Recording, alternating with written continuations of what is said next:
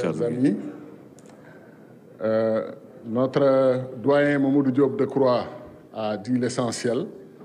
Je voudrais donc juste ajouter quelques mots au nom du Front démocratique pour une élection inclusive et au nom de tous les amis du collectif des spoliés. Nous existons, nous avons une identité, nous sommes maintenant connus dans le pays. Il se trouve que nous avons participé avec beaucoup d'engagement, de volonté à la candidature à l'élection présidentielle. Et la conséquence, c'est que nous avons été maltraités. Nous avons été traités de façon qui n'est pas digne du Sénégal. Et nous l'avons dit, et vous aurez noté que personne d'entre nous n'a jamais appelé à la violence. Nous avons toujours dit que nous aimons notre pays. Nous sommes des patriotes. Nous aimons le Sénégal. Et une solution à la sénégalaise, c'est toujours autour d'une table. Moi, j'ai eu la chance de faire des médiations pendant une dizaine d'années sous le magistère du président Abdoulaye Wade. Et je suis étonné que des personnes dans mon pays fassent une marche contre le dialogue. Une marche contre le dialogue. Des gens qui disent non au dialogue. C'est du jamais vu. Et j'ai entendu une radio internationale ce matin dire quelque chose d'absolument extraordinaire. Ils disent que le président Macky Sall convoque deux groupes, les retenus et les recalés, dans une même salle. Il sait qu'ils ne pourront pas s'entendre, donc on va vers le mur. Alors moi, j'ai traduit en français simple ou en français facile, qu'ils sont en train de dire qu'il faut réunir dans une même salle ceux qui sont d'accord. Qu'on ne peut pas réunir dans une salle ceux qui ne sont pas d'accord. Et je ne vois pas l'objet d'appeler une réunion aussi importante, d'appeler un dialogue, parce que les gens sont déjà d'accord. Qu'est-ce qu'on fait ici à Diamniadio si on vient pour discuter de points qu'on partage tous? Notre pays est dans une situation historique particulière. Nous, il faut que je mentionne le cas de notre frère Karim Wade.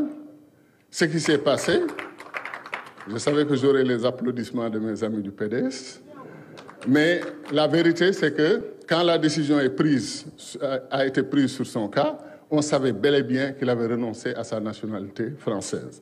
Et pourtant, une autre candidate est passée avec sa nationalité française, et d'autres candidats sur cette liste sont soupçonnés d'avoir une double nationalité. Et on nous dit tout ça, ce n'est pas important. Il y a eu le cas des spoliés, des injustices qu'ils ont subies. Il y a eu le cas d'un candidat qui était d'abord validé et ensuite il a perdu son statut de validé. Et ensuite, on a une binationale qui apparaît et une liste qui est soupçonnée. On nous dit tout ça, il faut passer dessus, ce n'est pas important. Le Sénégal est plus important. Mais c'est nous-mêmes qui avons dit que le Sénégal est plus important que nous. Nous pouvons passer sur nos histoires de candidature. Mais ça fait mal dans un état de droit qu'on nous dise qu'on n'a pas le droit de réclamer nos droits constitutionnels. C'est absolument inacceptable.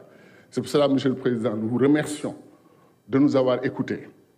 Vous ne pouvez pas prendre position pour nous ou contre nous. Vous nous avez écoutés. Je sais même que vous évitez de dire les candidats spoliés. Vous dites les candidats dispoliés. Mais nous savons que le dispolié, c'est de la diplomatie et c'est le respect des institutions. Mais on vous a donné, comme disent les jeunes, le film en couleur.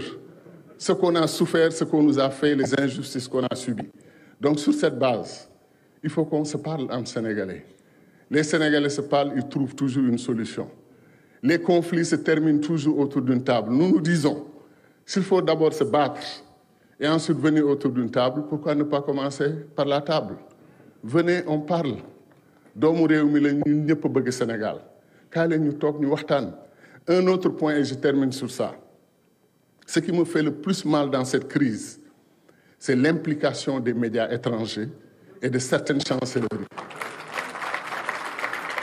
Il y a une radio internationale, quand elle parle de la crise au Sénégal, elle est comme une actionnaire majeure de la vie politique du Sénégal. Le président Macky Sall doit donner une date. On lui a donné un deadline le 2 avril. Qu'est-ce qu'il attend, etc. C'est toujours le flou au Sénégal. C'est incroyable comment ces gens pensent que le destin du Sénégal est entre leurs mains et c'est eux qui doivent le décider. C'est inacceptable. Ils ne savent pas qu'ils ont affaire à des patriotes, des gens qui ont lutté toute leur vie pour le Sénégal. Nous n'accepterons de diktat d'aucun pays du monde, y compris les pays qui prétendent être de grandes démocraties et qui nous ont fait une démonstration de leur capacité à utiliser leurs forces de défense et de sécurité dans leurs institutions pour faire valider le vote d'un président de la République. Ce sont ces mêmes pays qui nous disent que le vote de votre Assemblée nationale est illégitime. Au nom de quoi? Qu'est-ce qui leur donne ce droit? C'est pour ça que je pense, encore une fois, que notre peuple doit comprendre les défis.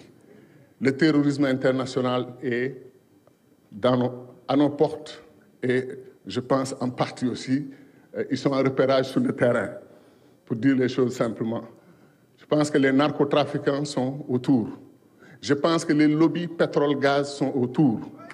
Tous se posent comme actionnaires et comme partie prenante du défi que les Sénégalais doivent relever. Donc, chers compatriotes, ceux qui sont d'accord comme ceux qui ne sont pas d'accord, donnons-nous la main. Défendons ensemble le Sénégal, notre patrie. Sauvons le Sénégal ensemble, comme disait le père Kéba Mbaye. Sauvons le Sénégal et c'est possible. Merci.